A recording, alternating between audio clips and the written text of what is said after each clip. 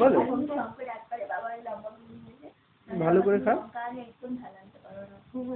এরা গান শোনাচ্ছিল যেন ও আমার দেশের মাটি। হ্যাঁ শোনা